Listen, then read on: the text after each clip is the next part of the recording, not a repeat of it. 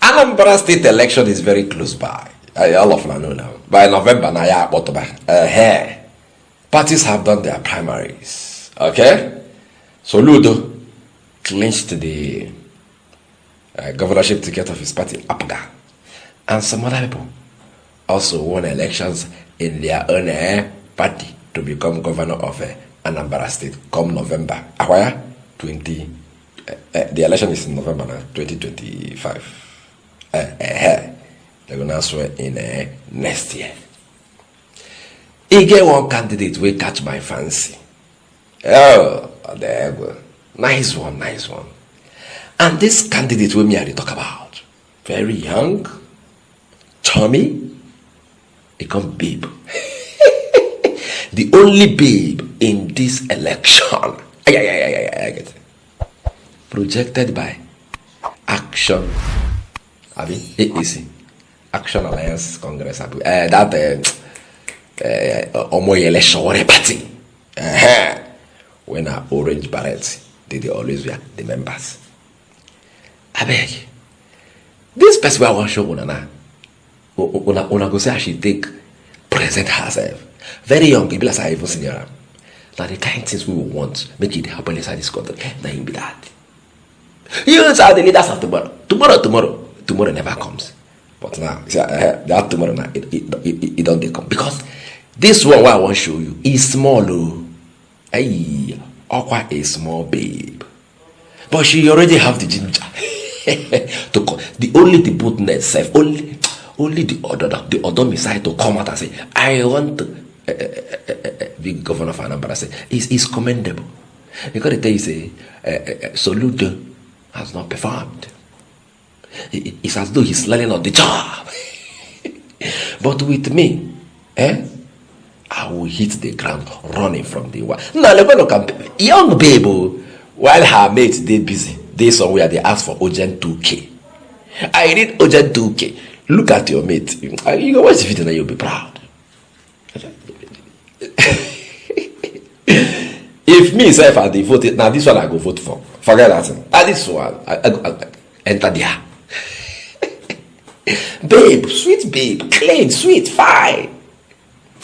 Last I don't talk too much. Make una say be the. Make una help me see the what do you call them? The governorship candidate of the Action. Why this AAC? This thing they come off my head. Action something Congress. Action. AAC. That one your party. Make una help me see the governorship candidate of that party in Anambra State. Watch it. Let us now meet in the conversation and then dialogue. Watch.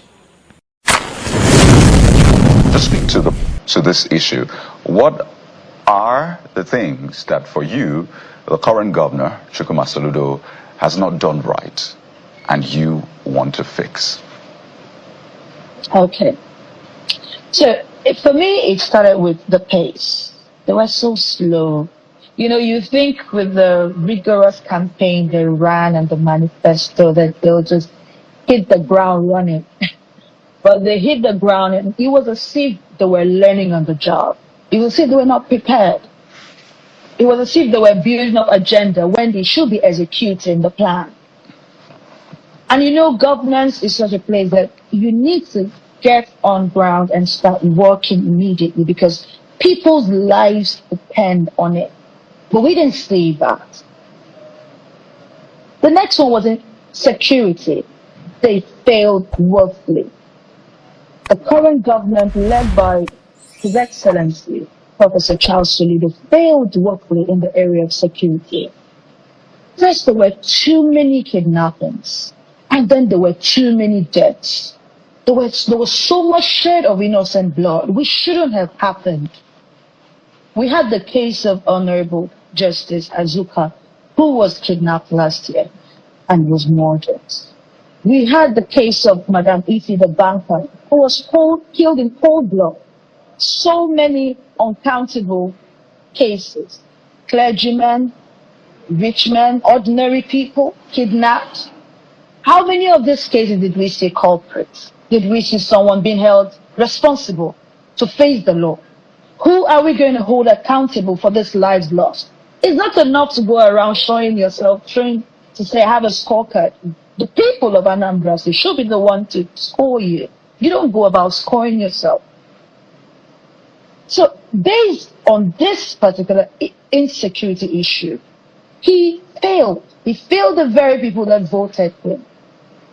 Because the priority of governance is securing lives and properties. That is the second. There's so many of it, but I'm just going to pick it one after the other. Also, there's a case of industrialization, power. The government once said that they are going into an agreement with EEDC for us to have constant power. We haven't seen constant power in Anambra State, and this has affected industries. This has affected manufacturers. And let's even go to the promise where he said he's going to make Anambra State a Dubai, Taiwan project. This is after 3 years. Governor, where is our Dubai, Taiwan? I mean, look at the capital. Does it look like something close to a mega city? You see hungry, stranded, frustrated people littered all over the place, beggars. Is that what a mega city should look like? You told us you want to turn Anambra State into a Dubai, Taiwan project. Where is that project? All right, Joma, two things I would like you to speak to. The issue of how popular you are to be able to be remembered that, okay, this person, we want to vote for this person because we know this person, and the issue of war chest, because those are critical when it comes to winning any election. This is pure politics, not governance now. Okay, so first I'd like to say that we're not intimidated by the Mughals. If you're rich, I respect you. I respect that you're able to make money. But this is beyond money. I may not be that known, like the governor is known, but there is something that I have the governor does not have, which is conscience, which is a better leadership skill, which is being able to speak to the conscience of the Anambra State. I have that, and that is capacity. I have the ability to reach into the hearts, the fiber of our society, and fix our people and put them right where they're supposed to be and give them good leadership.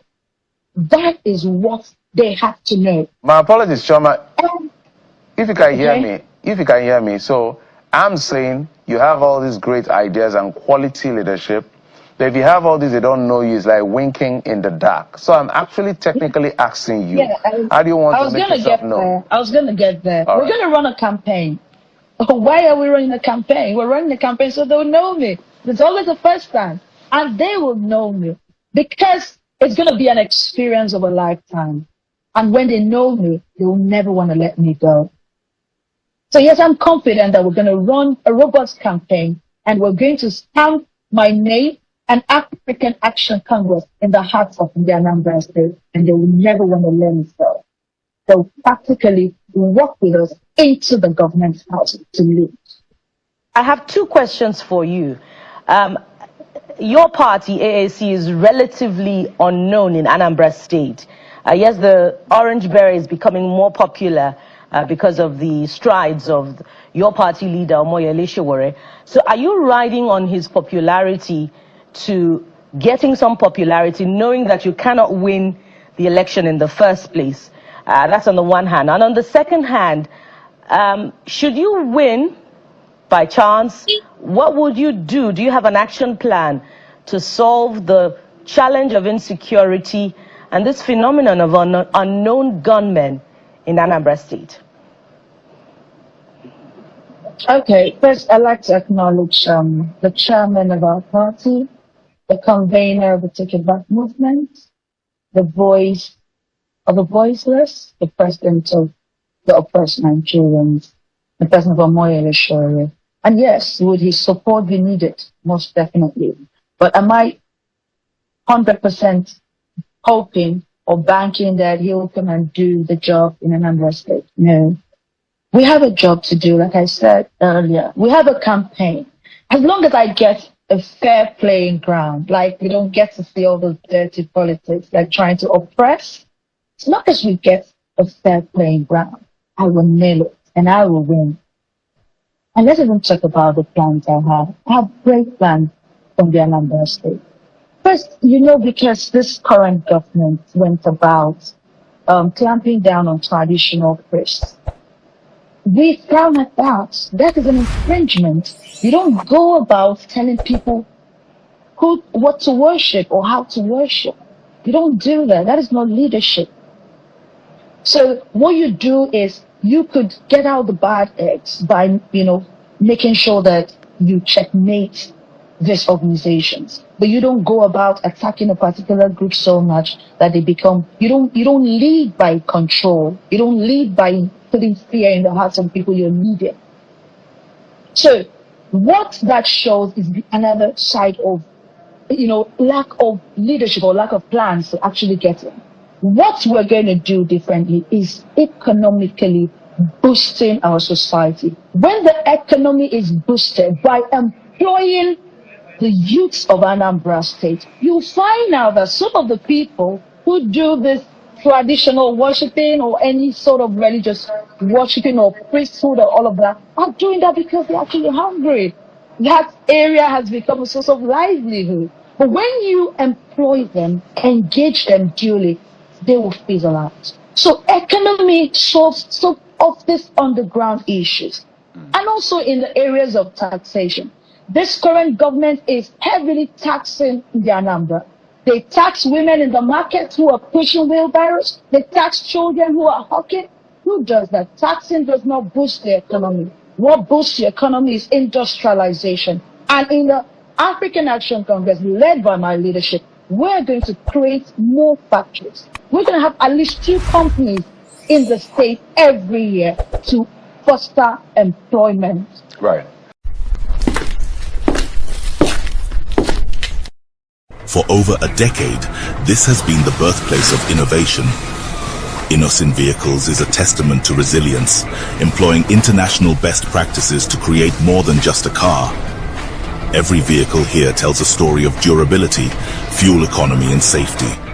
Crafted with the African spirit, the Nigerian heart. These vehicles surrounding me embody the unique concept of regionalization, each one designed to cater to the tastes and preferences of our people.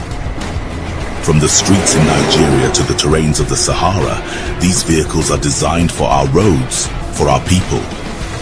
This is more than a vehicle. It's a symbol of our progress, our resilience, our collective success story.